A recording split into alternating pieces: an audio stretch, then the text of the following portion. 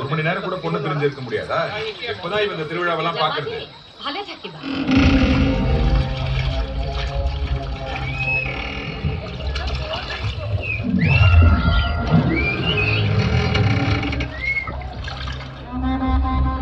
எதுக்குப்பா இந்த திருவிழா?